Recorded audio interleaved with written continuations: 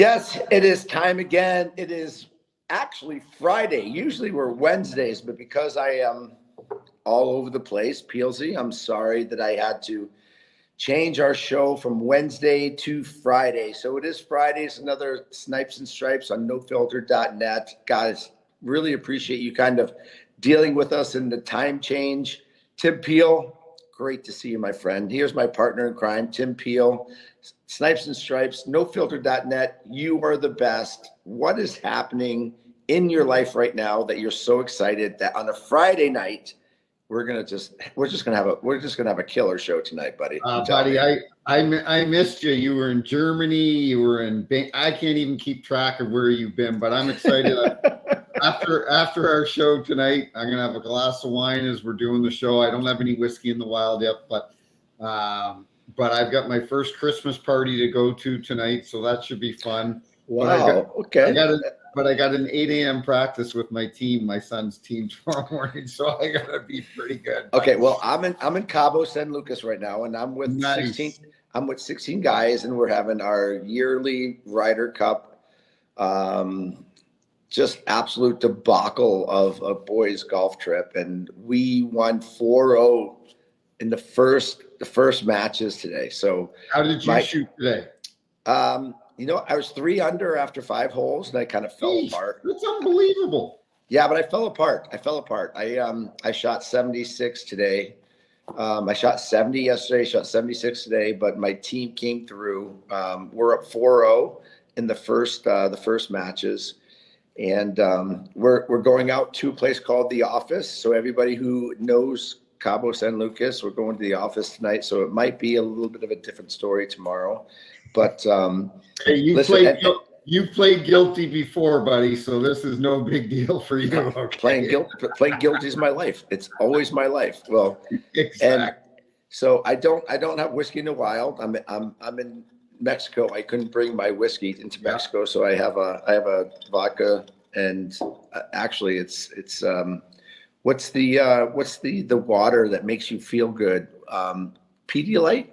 Oh yeah, it's a Pedialyte and vodka. The only water that makes me feel good is red. It's called red wine. Well, hopefully you have one. But again, our show Snipes and Stripes on nofilter.net is sponsored by Whiskey in the Wild. This is my whiskey. Go to whiskeyinthewild.com for the best experience ever.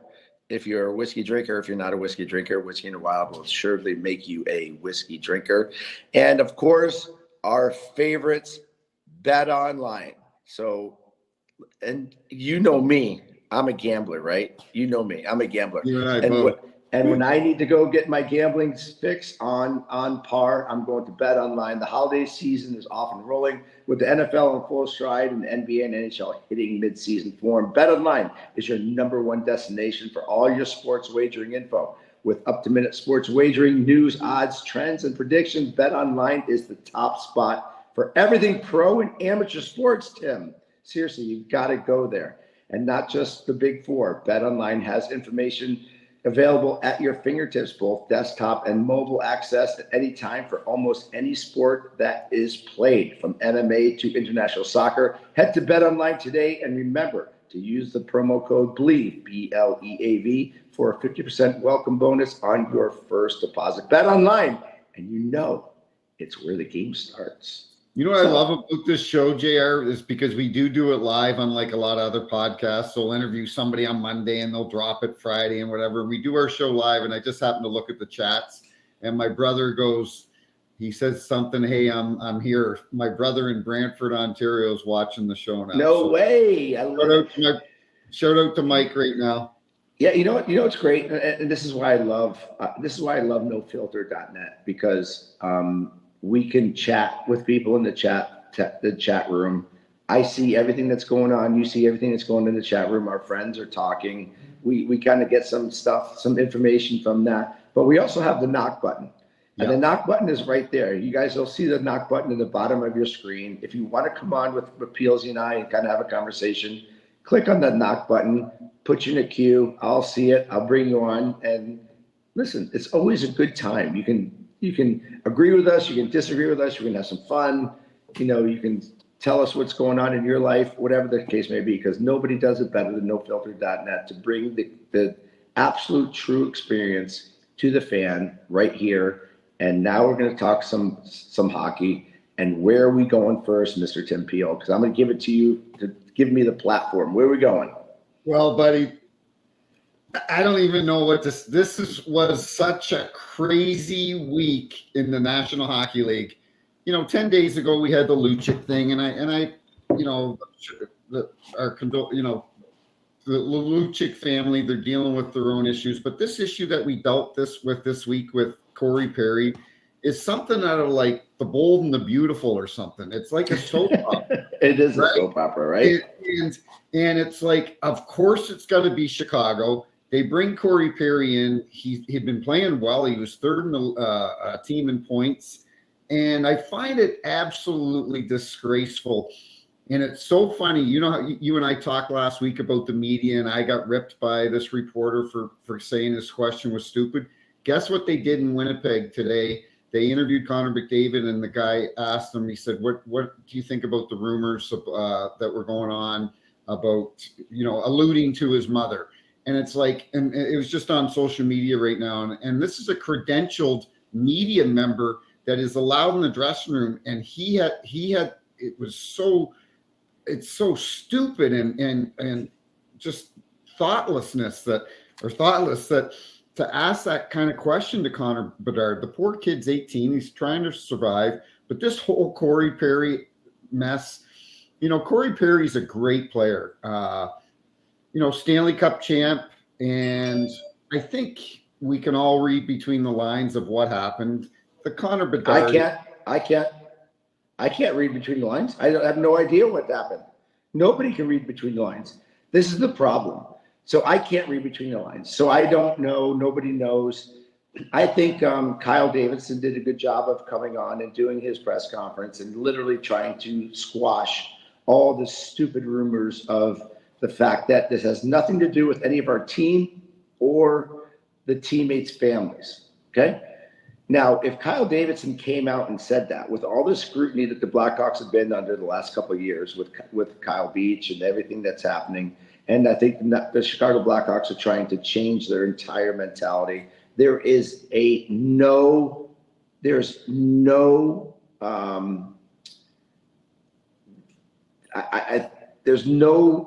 business in Chicago Blackhawks organization right now for anything bad to happen. There's no frills. So they are going to be on high alert. They are going to do everything that is possible to make sure that everything that happens in that organization is top notch, is no frills. And that might be good and bad depending on who you are. And as Corey Perry goes right now, it's not good. So Corey Perry did something that was not good. We don't know what it was. We don't know what it is. And I think it's disgusting that somebody on the social media highway started this rumor about Connor Bedard's mom. And I think this goes beyond where we need to be accepted, or we need to accept what's rumors and what people say on the social media and the social highway, because this is hurting the Blackhawks. This is hurting Connor Bedard. This is hurting Corey Perry. This is hurting Connor Bedard's mom. And it's so irresponsible. And it really drives me crazy that we're actually going through this. And we're going to bring a good friend of ours on, in Matthew Barnaby, here in a couple minutes. And we're so happy to bring on Matthew Barnaby because, he speaks his mind like you and I do, Tim. But this is, we can't have this. We can't have this, man. Let me ask you this. And we're both in agreement about social media. It's the sewer, it's the gutter of our society right now where people can just spew stuff out, such as they did with this terrible rumor. If this was another team, if this was any other team in the National Hockey League, is Corey Perry's contract being terminated? No. Exactly. No, absolutely not. The Chicago Blackhawks now have taken themselves to a new level of etiquette. Yeah.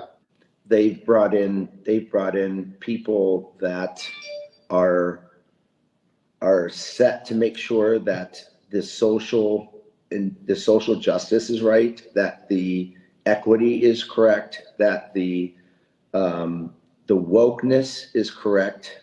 Yeah. The Chicago Blackhawks are right now probably one of the most socially correct and proper teams in the league. And there's our guy. It's a perfect time. It's a perfect time to bring in our guy, Matthew Barnaby, who is he wore the black. He's one of the toughest guys that ever played the game. One of the most fun people that ever played the game. He has a personality. He has an opinion, and I know all of our fans are excited to see Matthew Barnaby and Barney. We're talking actually about the Chicago Blackhawks and everything that's going on with Corey Perry, and I just was talking about their response to what happened. But the problem is we don't really know what happened, and the Blackhawks are being very, very confidential on that, which is okay. But I think they're in a situation where even if Corey Perry did something that was wrong, I think it's going to be totally triple or quadruple the effect being in Chicago that it would be anywhere else. Your thoughts? Well, yeah, thanks for having me on, guys. Love you both. And JR, I've gotten to know JR a lot over the last probably 5-6 years. Man, love you like a brother. Wish I played with you. I love you, man. By the way, I love you so much, but don't kiss me after we fight anymore, okay? Well, I guarantee we're not fighting anymore. So okay, no more kiss you makeout then. sessions. I will kiss you then, but no more fighting, okay? No more fighting. Actually, I think I kissed you last time I saw you. I think we were in Halifax or Edmonton. You did. One of those. Hey, by the way, Tim, just for everybody who's tuning in, Barney and I fought in the game one time back in the day, and right after the referees broke us up, and all of a sudden, here comes Barney in with a big kiss, and I'm like, what just happened? What just happened? Well, I actually Googled it today to see if you guys had ever fought, and you fought on December 29th, 1995 in Buffalo. And I was laughing because JR, you got to watch the fight again. Your left arm, you've got him around the neck. You're holding him in so tight because you're like, I am not letting him get away from me at all. Oh, so I invited the kiss. That's what you're saying, right? Hey, I'm not going there with everything that's happening right now, but you did invite the kiss in. I love it. Listen, I'll invite you again, Barney. But so listen, if it's any team but the Chicago Blackhawks right now, does Corey Perry get released from his contract? Well, I think we all draw conclusions, right? Our minds wander on what happened. I think for Corey Perry, I do believe so, because I think most of us can really dot what happened in everything there. And I think we have, listen, what do I think happened? I think they went to an event or a team event and he got drunk and maybe said something appropriate or did something. It didn't rise to the fact that there's police involved or anything that way. No. Having said that, probably not. Probably not. He probably gets scorned, but it's the Chicago Blackhawks. It's yeah, but is this fair? Is this fair for Corey Perry? Corey Perry has been an exemplary NHL athlete. Okay, he's won a Hart Trophy. He has won a Stanley Cup. He has played in Olympics. He has done so many great things in this league, and he's 39, 38. And he's played in more Stanley Cups in the last 5 years than anybody. And all of a sudden, he does something a little bit inappropriate. And by the way, we don't know what it is, but it's probably not. And by the way, I am the perfect example of somebody that knows that you do something that is very, very minor and minute, but the woke, crazy Yep. liberalism and the they're gonna cancel you. And the Chicago Blackhawks right now are in that situation. And I love the Blackhawks. I do. I'm a huge fan. But I think they are protecting their brand right now, and they're overemphasizing everything that happens. And Corey Perry is the latest issue. I think, first of all, I said this when your thing happened. I don't know how many years ago it is now.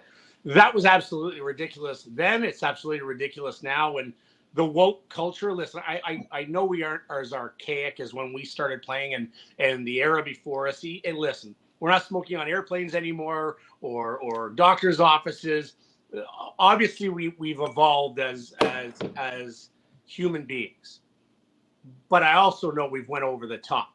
We used to be here, and now we're way over here. And we need to meet somewhere in the middle. And people can have opinions, and all three of us have opinions. And do we stretch the lines sometimes? It's just our opinions. It's not putting people in trouble or being malicious towards people. It's not sexually abusing people. We make jokes and we laugh. And listen, Matt Rife is a comedian. They tried to cancel him 2 weeks ago. Yeah. He's funny. He's a comedian. He's great. It's meant for jokes. Listen, if you go to a comedy show and you don't know what you're getting into, then don't fucking go to a comedy show. Don't go. Like when you step into the realm of someone else's profession and you're going into that, you know what could happen. Now, well, I think that's a problem. I think common sense has totally left the building. It really has. And, we saw what's happened in Kansas City with this little 9-year-old boy who probably had the greatest time of his life putting face makeup on to go and support his team, the Chiefs. And by the way, he also loves the Raiders. He had some black face on, but he had black on one side, red on the other. He had a big Indian headdress. His family is Indian. He has Indian blood in him. And we have the most idiotic people that are absolutely criticizing, like this Karen from Deadspin, who I hope gets sued to the absolute gills, and I hope he loses all of his money and never does anything in media again. But these are the people that make our lives and our social media viewing and our common sense mentality. Like it's what are we doing? And I'm not saying that Corey Perry did anything bad, or I'm not supporting with Corey Perry, because nobody knows what that is. But the response right now is so overwhelmingly high and aggressive that, like, where does it end? Where does it stop? And I'm a 100%. I'm part of the woke media. There's a company that did it to me.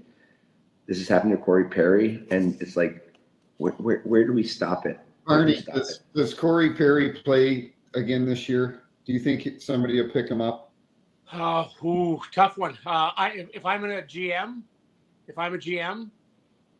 he's done the right steps. He's going to get some help if he does have alcohol issues. I'm signing Corey Perry. Now, having said that, I need to know what happened. Right. I can't fully say I'm going to sign him without knowing what happened, but this wasn't anything, again, that needed. It wasn't a but this is another question.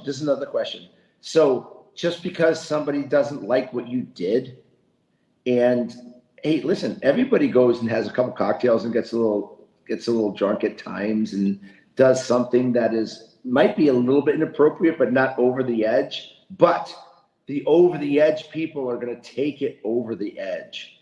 So does that mean that you have to go to rehab in order to get back on good graces? Well, I don't know if that's the case. No, but that's always the way. Anything that happens, someone gets caught cheating, they go to sex addiction. Yeah. They go, you get caught DWI, you go to rehab. Now I'm better. Like it might not have been the biggest thing in the world. We don't know. If I'm a GM and it's not that bad and I can live with it, and I know the track record, like you said, JR, of Corey Perry and what he brings to the room, I would want to bring in a guy like that, because I know it's not going to happen again. Having said that, you're also bringing a cloud of questions to answer for probably a month and a half. Listen, I'm going to say this because I have zero respect for the guy in Mike Babcock for what he did to Mike Modano at the end of his career. Forget about all the other stuff. But the Blackhawks would have avoided this whole situation if they had hired Mike Babcock as their coach. Babs could have gone through Corey Perry's phone, and all of this stuff, all of this stuff would have been avoided. Hey, by the way, I'm in Cabo San Lucas right now, and you know who I'm sharing a casita with? Mr. Mike Commodore. Mike Commodore is like right. He's like right over there. If he heard Mike Babcock's name come up in this thing, he would be running over here right now. You should have him on. I was texting. Last time I saw Kami, we were in Arizona, Masters Sunday with the wives and girls, and Maisie, Brad May, was making fun of my shoes, and I choked him out. He actually went to sleep. I put him to sleep right at the bar at Isabella's. No light. Hey, listen, before we talk any more hockey, Barney, I know how much you love your New York football Jets. I love the Jets, actually. I love watching them play. I've loved them for years.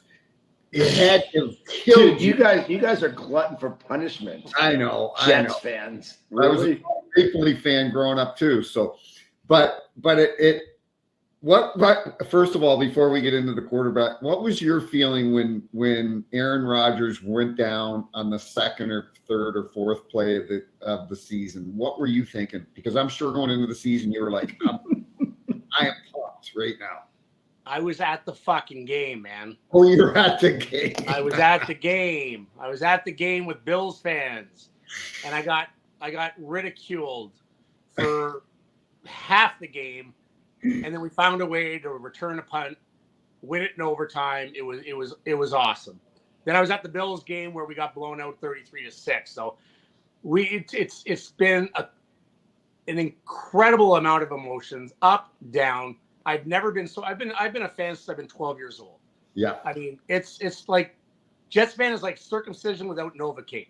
It hurts. I mean, it hurts bad. We don't win very often, so I don't get excited. This year was our year. Aaron Rodgers, Garrett Wilson, I mean Quinnen Williams. We have so many studs. Breece Hall, and for that to happen. And listen, Zach Wilson, I hope he can go somewhere else and be good. It's not going to happen in New York ever. Ever. We got people on the chat line right now saying, "Hey, it's the worst as a Buffalo fan. It's like it's never ending. That never what's happening." Josh Allen is overrated. Josh Allen can't get it done. It's Jets fans. The same thing. It's like, hey, is there a team in the National Hockey League, Bernie, that kind of reminds you of the New York Jets that just absolutely just like, why does this happen all the time? Is the Buffalo Sabres? Because I know you're a Buffalo fan. And they drive me crazy watching them. Yeah, I'd say Buffalo. They haven't made the playoffs in 12 years, and it pains me. Everyone says, "Oh, you're a Buffalo hater. You hate the Bills." I don't hate the Bills. I cheer for the Bills when the Jets are out of it, and then they get ripped off by the refs last week. That's a story for another day. But I cheer for Buffalo. I cheer for the Ottawa Senators. I'm not a Senators fan, but I cheer for Ottawa to do well because I like seeing the bars do well and the restaurants do well and everyone's happier. Same thing for Buffalo. I love Buffalo. But how don't you rip the organization when you don't make the playoffs for 12 years? You don't sniff it. And they aren't going to make it again this year. And that's the hard thing. Would Buffalo Bills be one? Yeah, I think the expectations aren't there like Toronto. Like every year when the odds come out, Toronto's top 3, top 4, plus 480 to win the Stanley Cup, whatever it may be. Yeah. And it's because they're Toronto. So everyone crowns them the best team in the National Hockey League before the season starts every single year. They haven't won a cup since 67. 67. So hold on, Well, JR. listen. They've only won one series in the last 20 years. Yeah. Right. Yeah. One series. You're right. No, one series in the last 20 years. So Right. you wonder, what is it though? And I would love to hear from you, Barney, because I've been very, very vocal about my displeasure of the mentality of the league and the game now and kids today. Like I watched Buffalo and they go out the other day and they just smoked the New York Rangers in Madison Square Garden. They smoked them. 5-1, yeah. And then they'll come back and they'll play a half-ass game at home and lose to like the Montreal Canadiens. Nothing against Montreal, but a team that they should win. They should beat, right? What is it about today's player, or at least the mentality of these teams, that they are so good and then can be so bad on a consistent basis? Right? Like Edmonton Oilers, so good, so bad. Buffalo Sabres, so good, so bad. And right now, New Jersey Devils, so good, so bad. What's going on with a lot of these players? Like, what's the mentality in their locker room? Well, first of all, I want to go to just youth in general and the young athletes. Why do they get everything they want? Because you have the parent that was picked last at dodgeball, and the kid we picked on by throwing the ball at and getting knocked out. They coddled these kids so much. I mean, so much that it's when, again, from this side of parenting to this side of parenting, kids right now get whatever they want, whether it's 20 pairs of shoes before they're in grade 6 of Nikes and they grow out of them before the next year. And the expectation of these kids from, I'm not saying everyone, but a large majority coddle these kids so much. As for your question, I think if you take Edmonton and you take Buffalo, I'm just going to go to goaltending right away. And you look at those, the correlation. Teams that are really good for long periods of time have that number one goaltender that you can count on every night. You played for some great ones. Yes. I played for Dominic Great Hasek. point. I played with Dominic Hasek, and we were an average team with average players, but we had a stud goalie. And listen, I didn't like Dominic Hasek at all, but in my opinion, he's the best goaltender that ever played the game. And I didn't like him, so that's how much I respect him as a player. That's saying something. He gave us a chance to win every single night. I go to Pittsburgh, and Tommy B was traded pretty quick, and we run through a gauntlet of goaltenders. I go to New York, and we got Mike Dunham and Dan Blackburn. No offense to them, NHL goalies, but not that steadfast goalie. You know, you need that. You need a guy you can rely on if you're going to be a team over the long term. You look at Edmonton, you look at Toronto, and even New Jersey. If you just rely on offense and don't play the game the right way, 200 feet, physical, especially when you get to the playoffs. And we can look at Toronto, back end, defense, not that tough a team. And I'm not saying fighting. No. I'm just saying when it gets to playoffs, it's the only game. You take NFL, MLB, NBA is a little bit more like hockey, the effort level, but NFL is going balls to the walls for 17 games in every playoff game.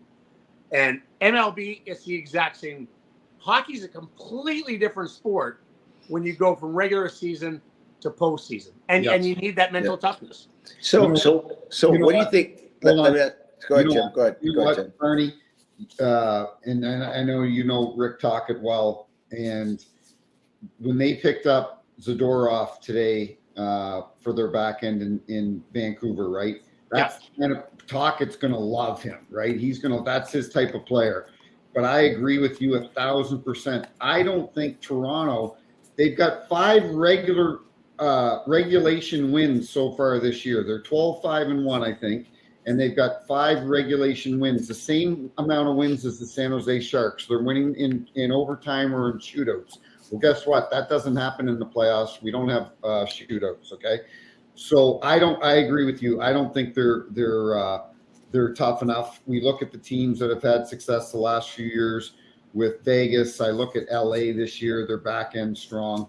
But I do want to bring up a lot of people, when they hear the name Matthew Barnaby, they think Buffalo. But I got to tell you, when I see you in that Ranger jersey, that gets me excited. I don't want to I'm not flirting with you here, but I love you in that. Yeah, you are. Yeah, you are. I love you in that Ranger jersey. I've made out with 2 people at the same time before. I can do it with you guys.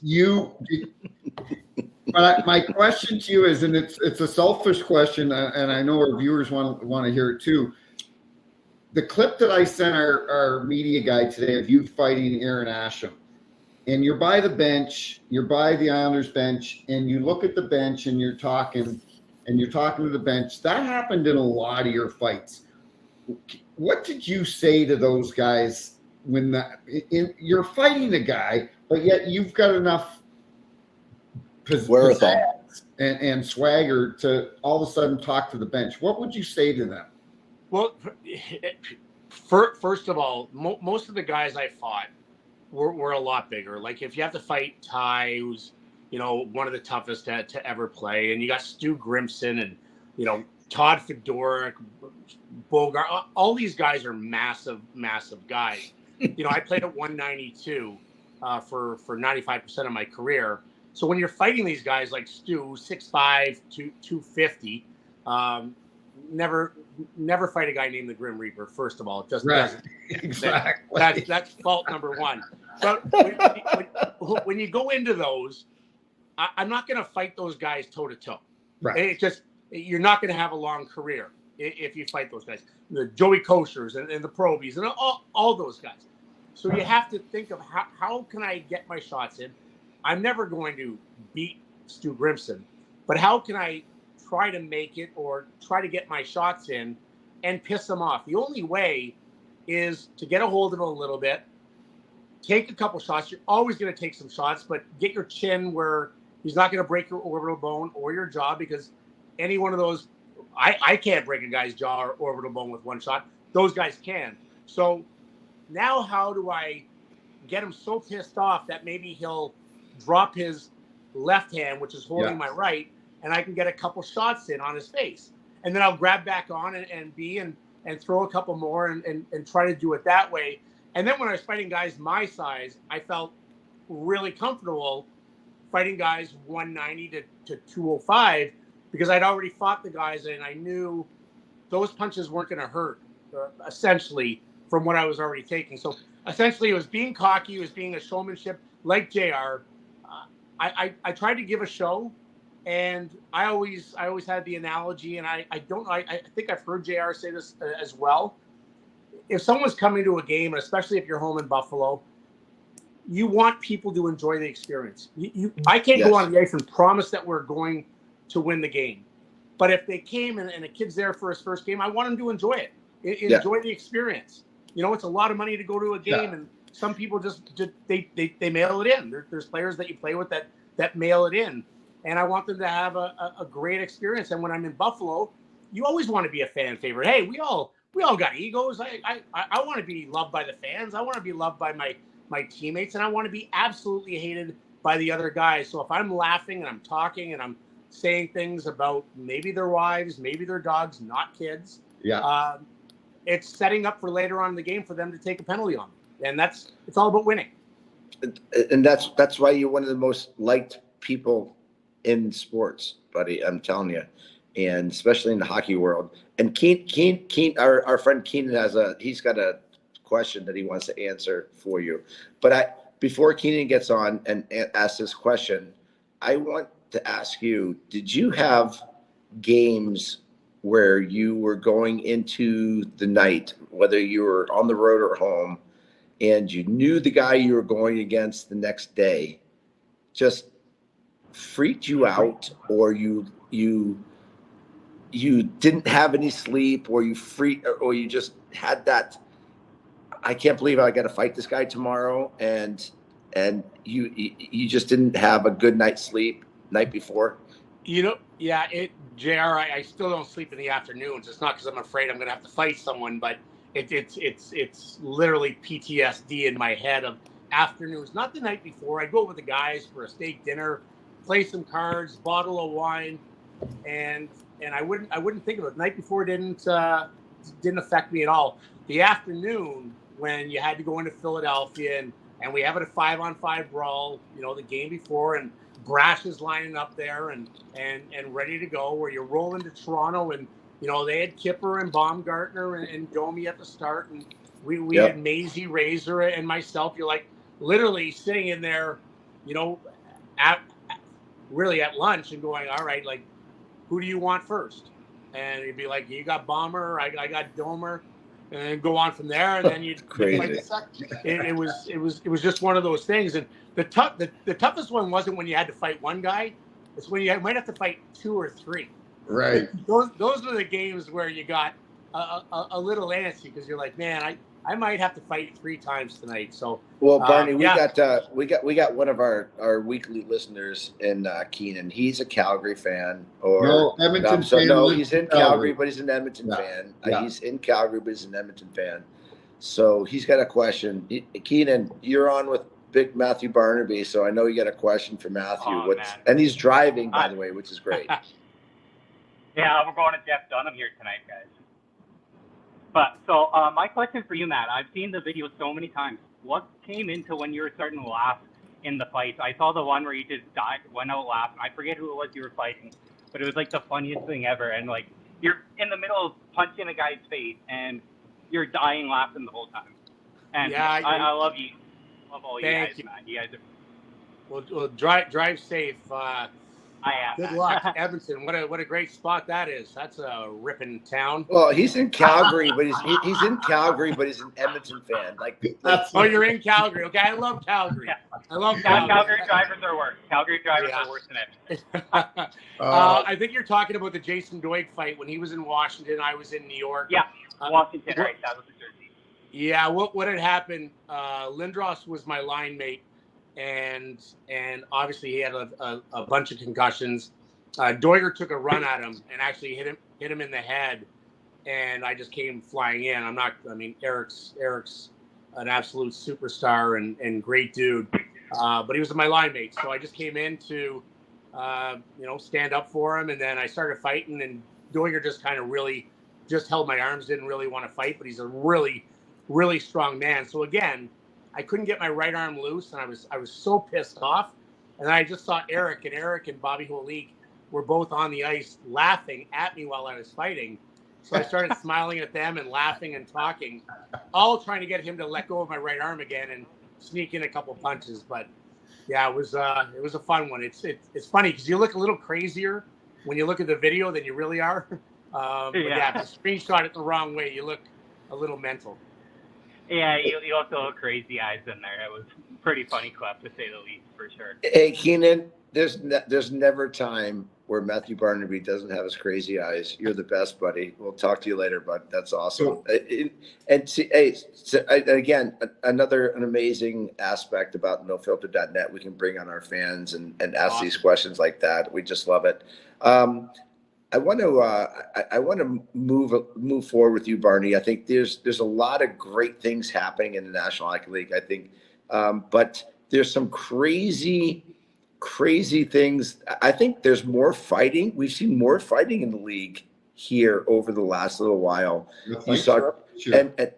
And we've seen some little crazy things happen with Trouba, hitting Frederickson in the head with a stick. We had Hartman doing a slew foot last week, and we've had a lot of fines happening.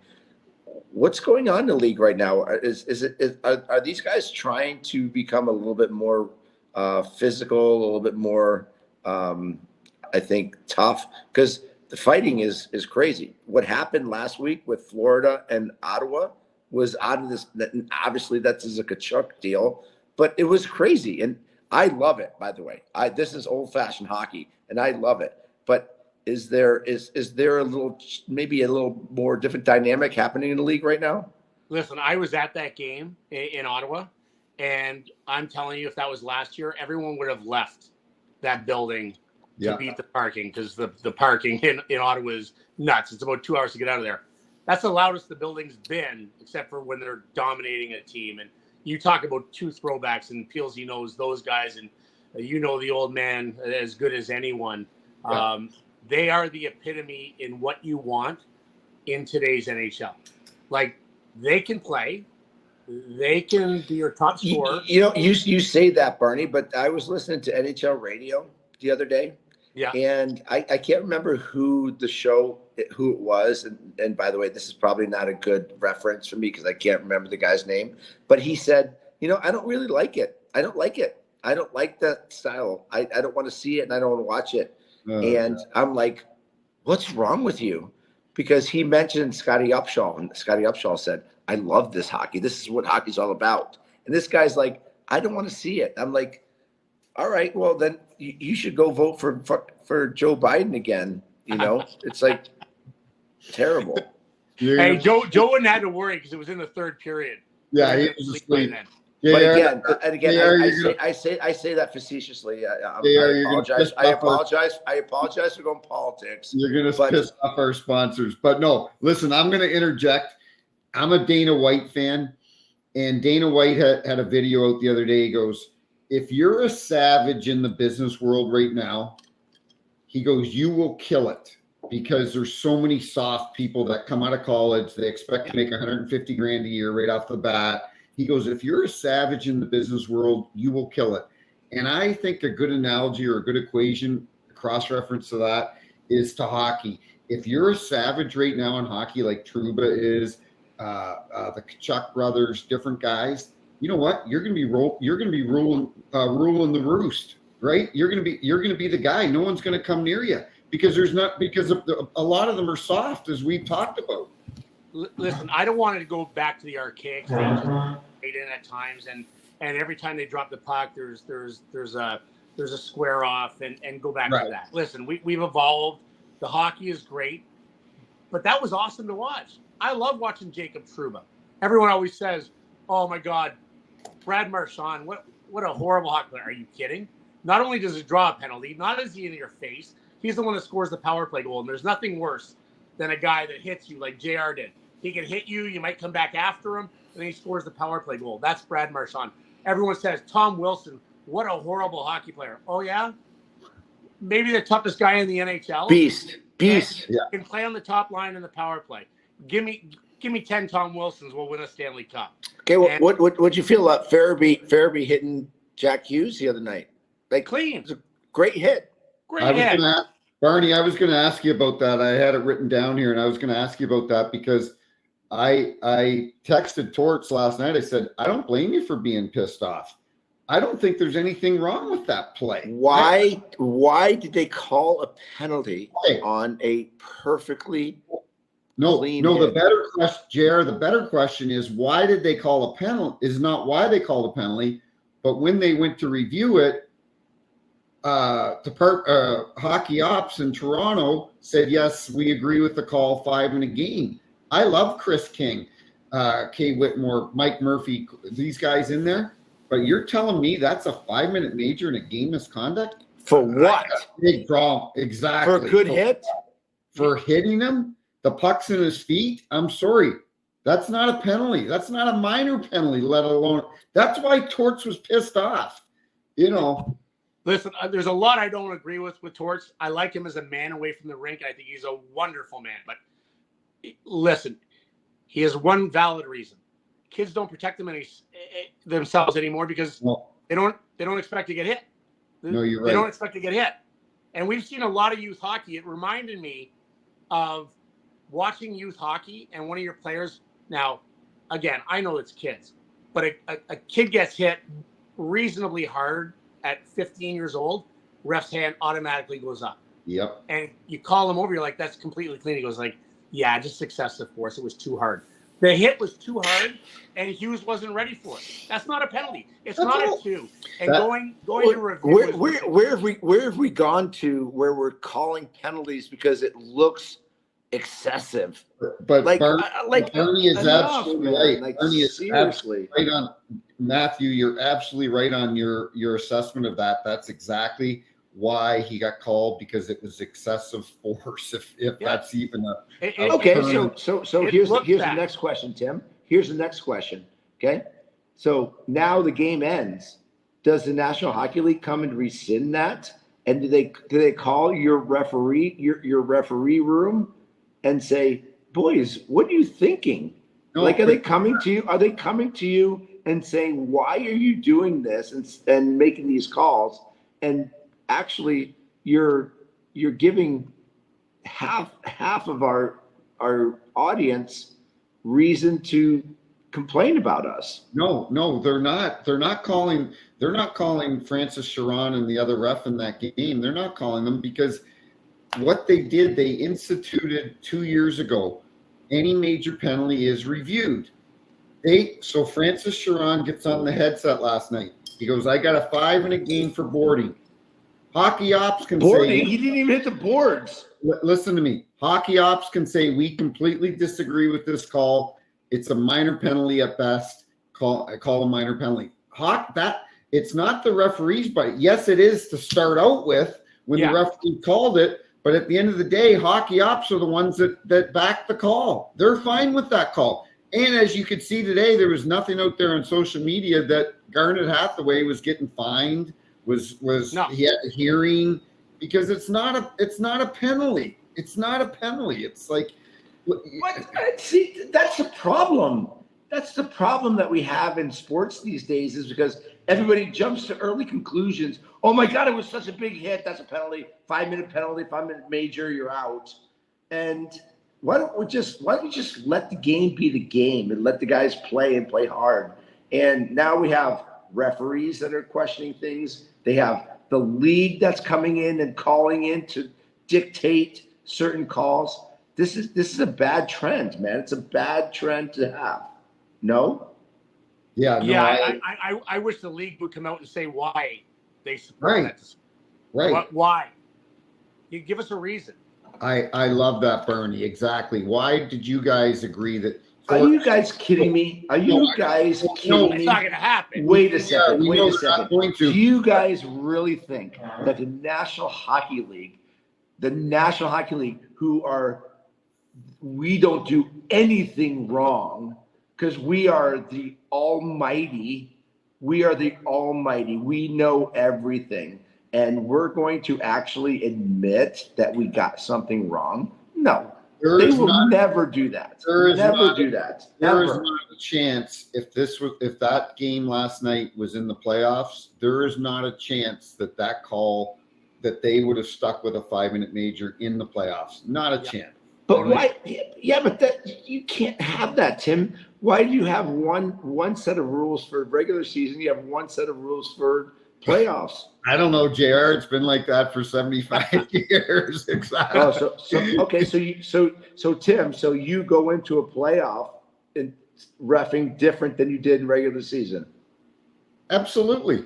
Really? Absolutely. Why? Because it's accepted. It's accepted now. When I say different, it's accepted by the players. It's accepted by the coaches. It's accepted by the GMs. They want less penalties called in the playoffs. What does the league want? What does the league want?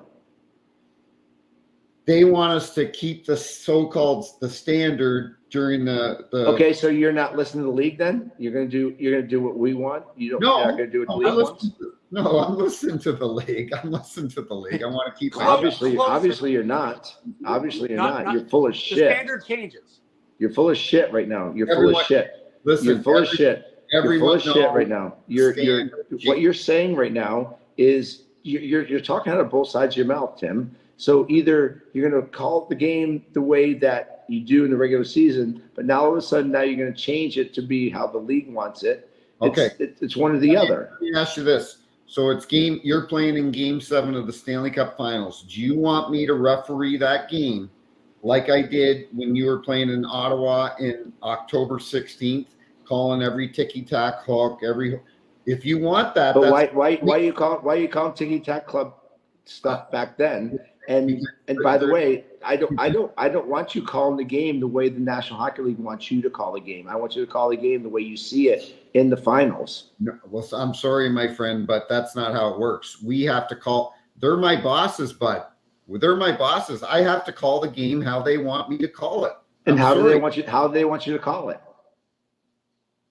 Well, no, listen. How do they want you to call it? Hey, listen, you brought it up. How do they want you to call it? They want you to call the NHL standard. That's the phrase, the NHL standard, hook on the hands. Okay, so what you're saying now is there's an NHL standard in October, there's an NHL standard in December, there's an NHL standard in April, and then there's an NHL standard in May and June?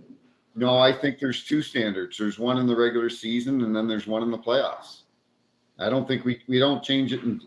Listen, I'll accept that. And by the way, I love that answer. That's a great answer. I'll accept that answer. But you know what I want? You know what I want? You know what I want? I want the National Hockey League not to have anything to do with the goddamn game. So Barney, I don't want them to even be a part of the game. I want them to watch the game like everybody else watches the game. And I want you as a referee to ref the game. And I want Barney and me to play the game the way that we played the game. And to play the game the way we want. I don't want the National Hockey League telling you how to ref it. I don't want the National Hockey League telling me how to play it. Let them enjoy the game as it is. And Barney, am I wrong in saying that? Well, I listen. There's a lot I don't agree with the National Hockey League. Listen, a lot of their stuff that they do is just dumbfounding. Do I think there is a standard? Yeah, there's definitely a standard in the regular season and the playoffs. It used to be called pretty well the same way back when we played, but it is different now because the rules have changed across the board, totally across the board. But the National Hockey League gets a lot of things wrong on the ice, off the ice, suspension-wise, social media-wise, a lot of stuff they do wrong. You know, it's funny. It's funny because I'm looking in our chats, and I can see the chats. And Nick Konechny, who's one of our watchers every week, he goes, you know what? Whatever is best for the business, whatever is best for the National Hockey League, that's what they're going to do. Of course. And it's, I get it. Yes, I get that, Nick. But at some point, you just got to let the game be the game. You got to let the players be the players. You got to let the referees be the referees. And when the league comes in and has a say or an opinion or influence in the game, it's a different game. Guess what, buddy? It's their business. They can run it how they want. But listen, I've got a question for you because I saw your video on social media, and I was in complete agreement with you on the Marc-Andre Fleury mask. I thought, this is a great. Hey, by the way, I'm so happy that you're bringing this point up. I thought his mask was beautiful. It was painted. Hey, Barney, it was awesome. And all of a sudden, I see this tweet by might have been Alan Walsh, because Alan's very outspoken. Yeah. Marc-Andre. Who? Alan Walsh. Who? And Who? And You mean Alan Walsh? Alan Walsh, the I am the best person in all of hockey person, Alan Walsh. One of the biggest like jerk offs in the game in all of sports. Oh, sorry, Alan Walsh. I don't know. I can't speak about that. But and Mike Russo. He's such an idiot. I can't even believe that you brought up his name on my podcast, because I can't stand this man. So Barney, I love you, Jay. They said they weren't going to let him wear it, and we're going to fine you. And finally, he's like, "Screw you guys! I'm going to wear it." And I saw it. I think this morning it was up to $66,000 or $65,000 that it's raised for charity. I want to hear your opinion on the league's initial reaction to we're gonna fine you if you wear that mask, just for warm-ups, not even the game, just for warm-ups. What do you think of that? Well, I think it's absolutely stupidity. I mean, it's lunacy that they would even say that to him. I mean, here's a guy on, I think it was Native American Heritage Night in Minnesota. His wife is of Native American heritage. Correct. It was tastefully done and beautifully done. In their minds, they're like, okay, well, we don't want a guy putting Putin on their helmet, or we don't want, Sure. you know, that's what they're thinking. But again, let's be logical. I think in everything we have so many friggin' rules now, or people out there that blanket everything. So, okay, it started with pride tape. Oh, we're gonna fine you if you put pride tape. Put your pride tape on, boys. Hold on. Not fine. Hold on a second. Don't put pride tape in, but everybody's got to wear a pride jersey for the warm-ups. Well, Like now they've taken that out and they replaced it with no Right. one can do anything. No one can do specialty nights. Listen, if you have a great cause, and this was a great cause that's raised a lot of money. This was very near and dear to his heart on a special night. It's absolutely lunacy that they would even threaten to fine a guy over that. A guy, this isn't Matthew Barnaby, fourth liner, plug. Right. This is Marc-Andre Fleury, the epitome of a great teammate, an ambassador, a great One of the most liked players ever. beloved by everyone. Yeah, by the way, And- one of my favorite players in the last 15 years of watching hockey, Marc-Andre Fleury. I love him to death. The best. And I don't think there's been a guy who's been more disrespected in the National Hockey League than Marc-Andre Fleury, without question. His Yeah. dog could die, and he would walk in and be like, you know, I love my dog, and he smiles those big Yeah, yeah. pearly lights. He'd be smiling. He's one of the greatest. He's one of the greatest sports people in the world. And I think the fact that the National Hockey League said we're going to fine you and to find a team, and you know what he did? You know what he did? What? He went like this. He put up his middle fingers and he goes, "No, I'm doing it." And you know what the National Hockey League did? They folded. Of course. They caved. And they caved. That's what I said They in the video. caved. I was in the video. I was caved. like, wear it. They're not going to fine you. I know. I loved your They video. caved. I love They it. know can't what? fine you. Yeah. So You- I think the National Double Hockey down. League. I think the National Hockey League either say what you're going to say and back it up, or don't say anything at all, because they are hurting themselves so much by saying, "Hey, you have to wear the pride jerseys in games." Now all of a sudden they go and say, "Oh, no individual can wear tape." So they're going in all these different directions. You know what? For the National Hockey League, just don't say anything. Shut up. Just shut up. Listen, have some. Hey, Barney, do you remember what I said to the National Hockey League? I said, wake up.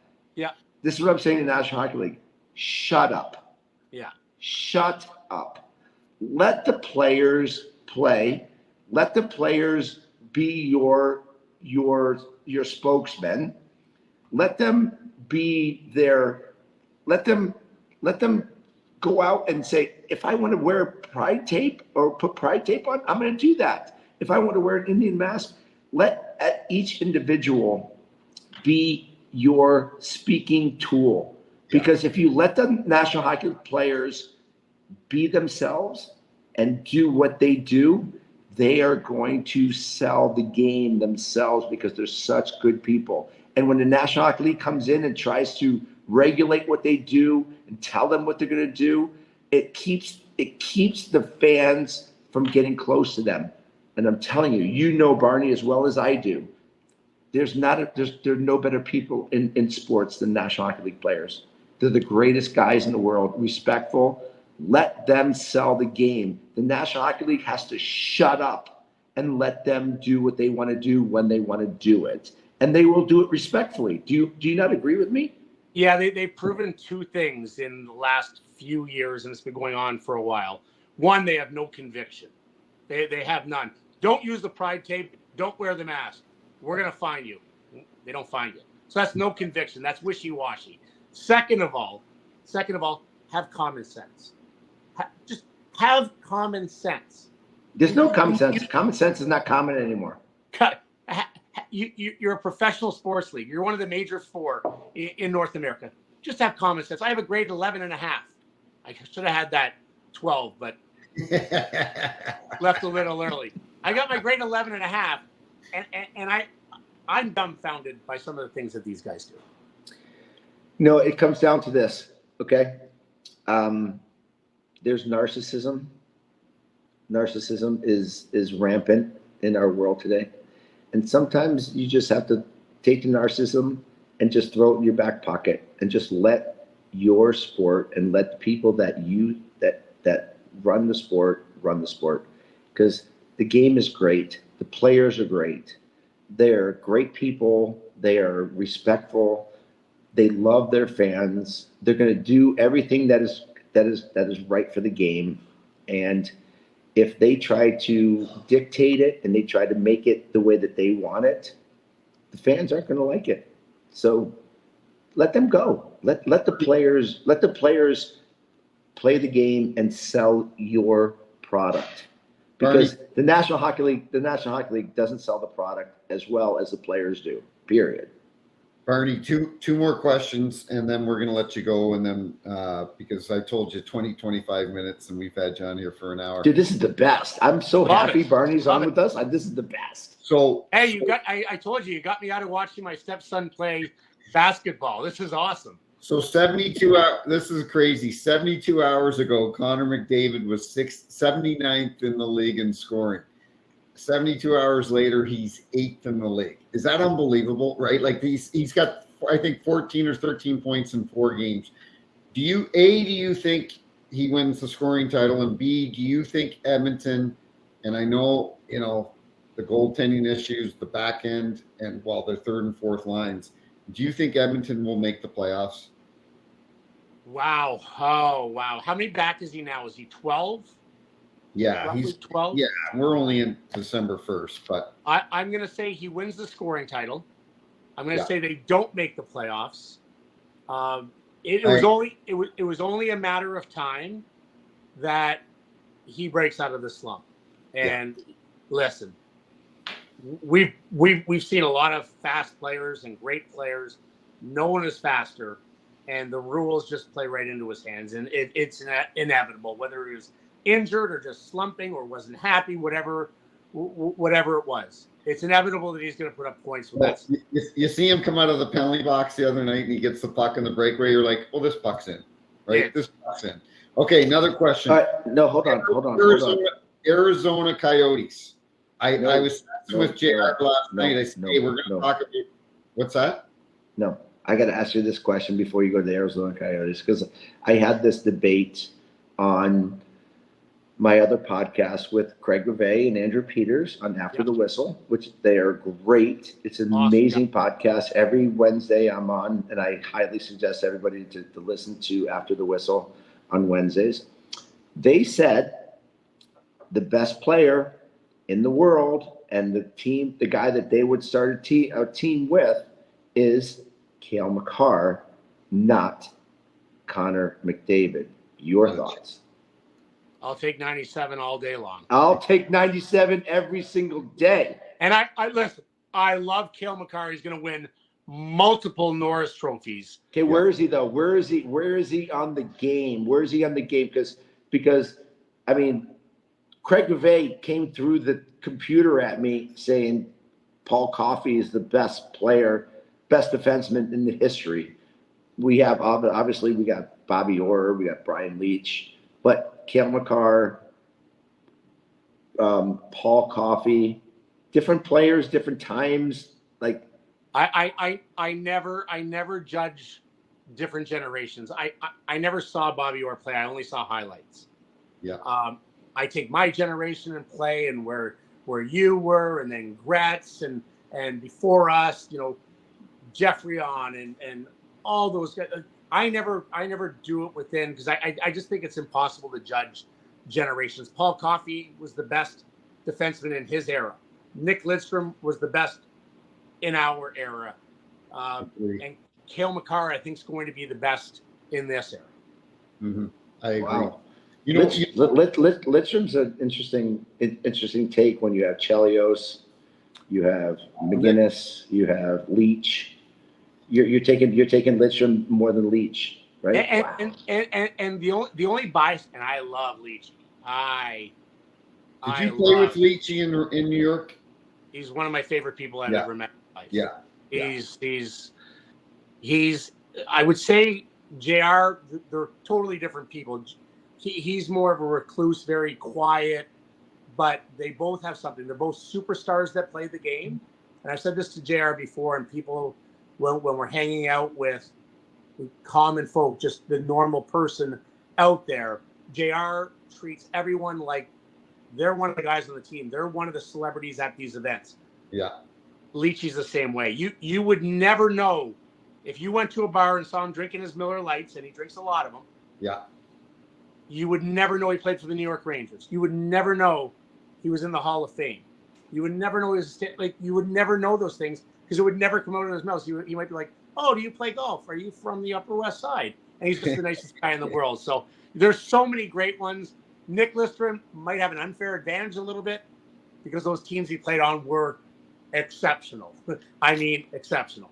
JR, so hey, Peels, I'll let you go to Arizona real quick before we have to shut this one down. But what do you got? I feel bad for Arizona, Barney, because Billy Armstrong, I got to know him quite a bit, and he's a great guy.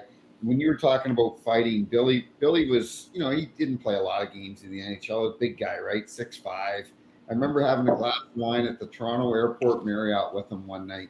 And when he was the assistant GM to Doug Armstrong, and he goes, I said, I remember roughing you in Providence and you were fighting. And he goes, Peelsy, because he didn't like to fight. Some guys like to fight. Hey, I was one of his first fights. I beat him up in Rochester in training. Did you? Yeah. Well, yeah. No, and he said to me, he goes, Peelsy, I'd lay in bed all day going, oh my God, I got to fight this guy. I got to fight that guy. But anyway, he hated it. But he's now the GM of Arizona. Logan Cooley, Clayton Keller, Dumba, Dursey, Schmaltz, Bukestad, Krause. They're as of today, if the season ended, they're in the playoffs. I'm impressed by this job that this Turney, the coach is doing. He was a coach in the Quebec League. I think he was an assistant in Montreal maybe before he got the Arizona job. It's just too bad that they're playing in a building that's 5,000 fans. Like, it sucks. This week in 7 days they went into Vegas, won 2-0. At home last night to Colorado, beat Colorado. They got a good hockey team. First of all, Billy Armstrong, I love. Our kids played at Avon Old Farms and actually played against JR's kid at the time. So yeah, I got to know Billy a lot more there. Just as a dad more than anything. We talked a little hockey, but more as parents. I coached Clayton Keller in the summers as a kid. Great kid. One of the funniest things, and him being from St. Louis. Yeah. I remember throwing him out. He had like 43 points in 5 games in summer hockey. He came to me. I'm like, hey, great goal, Kelsey. Like, do you want me to like deke everyone out and score or deke everyone out and pass? I go, you do what you want, kid. You're so freaking good and a great kid. I hope they can make the playoffs. I hope they can be relevant. I love going to Arizona, and there's nothing more that I'd love to go down there. I've had some great times with JR there, but it is a great spot, and it is a damn shame that they're playing in a 5,000 seat arena. This is my take. This is my take. And I totally agree with you, Barney. It's a shame that they're playing in a 5,000 seat arena. But it's their own fault. Yeah, it's their own fault. It's bad management. It's bad ownership. And they have put themselves in that situation, not because of the players, but because of the management. Well, so it's the teams that they've had. They haven't been successful. It's where they put the building. It's a culmination of. But that's not the players. That's not the players. That's the management. I'm just saying. That's management. The teams that they had haven't been good enough. Okay, so this is what I say. Good for the players, because the players go out and they play a system and they have an identity. and this Arizona Coyote team has an identity. Yeah. They are hard to play against. They're big. They're strong. They work. They play defense. They can score goals. So on the ice, they play as a team, and they play with a attitude that is hard to play against. And I'm telling you right now, and Barney, you'll agree. I think you'll agree with me. If you ask the Colorado Avalanche, do I want to play against the Buffalo Sabres, or do I want to play against the Arizona Coyotes? They're going to say, we want to play against the Buffalo Sabres. You know why? Because if you play against Arizona, you know you're going to get hit. You know it's going to be difficult. You know it's going to be hard to score because they play with an attitude and they have an identity of how they play. That's why they're winning. That's why they are where they are. And the management and the ownership has to be better because they're not good. The ownership is not good. And they're battling some issues in Phoenix, which again is political and is social and all this stuff. But they haven't made the right decisions as management goes, but the players have been amazing. And I applaud all the players that go out and take all the distractions of playing in a 5,000 seat arena. Yeah. All the distractions of that stuff. And you know what they do? They go and play. So way to go, Arizona Coyotes players. Yeah. Awesome. But Arizona Coyotes management, wake up, because you guys don't get it. Barney, before we let you go, we got to cut the show off. Before we let you go, who's going to win the Stanley Cup this year, buddy? Ooh, I'm going back to Colorado. I'm going back to Colorado. Yeah, if they're healthy, I'll go with Colorado. You don't think the Rangers can? What's that? You think the Rangers can? They look really good right now. Just need to see it in the playoffs. Like it's like I said, we've talked about it. Once you get to the playoffs, they have the ability. They have a great goaltender. They're good on the back end. They can score. But I really like Colorado if they're healthy. Vegas is going to be tough again, man. That Vegas back end is going to be tough. They're big and skilled. Vegas is going to be tough. Hey, this is a perfect opportunity. Come over here. Over here. This is a perfect opportunity. Really quick, I'm on my podcast. Yeah, I got it. This is the Where's best. Timmy? No, so we got Timmy, and look who's here. Oh, Boy, Commodore. We got Commodore. Oh, Last time I saw Commie, he was coming in from the Masters. Last time I saw Commie, he's coming back. What? Hey, last time I saw Commie, he was coming home from the Masters. Coming home from the Masters. It was 3 days in the same clothes. 3 days in the same clothes. That's not you, though, is it? Hey, ask him how bad I choked out Maisie. How bad did he choke out Maisie that day? I'll tell you what, I'm still to this day, I'm fucking horrified. Pardon my language. I'm horrified of Mayday and fucking Barney. I'll tell you what, one of the greatest things I've ever seen in my life, and I've seen it a few times now, and I love it, is Matt Barnaby and Brad May. The best guys in the world, aren't they? Oh my God. Listen, the best guys. Hey, we love you guys. What time are you guys teeing it up tomorrow? Timmy, Timmy, I'll tell you what. I'll tell you what. I see it. I can't hear anything. We're PG-13, just so you know. Oh yeah, my bad. It's okay. It's okay. Oh, you're good. Hey, You're good. Timmy, hey, Mark Spector can kiss our ass. Get that on the mic. Mark Spector can kiss my ass. Timmy can kiss your ass too. I love it. I knew that guy when he's working with a Fort Saskatchewan record and kiss my ass. Listen. We had Solani on a couple of weeks ago. JR, we had Timu on a couple of weeks ago. No disrespect to Timu, but this show Isn't this the best? went to another level today. We got Barney, one of the biggest characters in the NHL. We got Commodore, who just doesn't give a shit and will say whatever he says.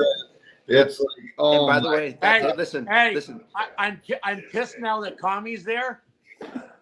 Thanks for the invite. Yeah, Bye. exactly. Next year, you're coming with us, Barney. Right. You're coming with Cheers, us. boys. Hey, Nope. does Barney get to come next year? No.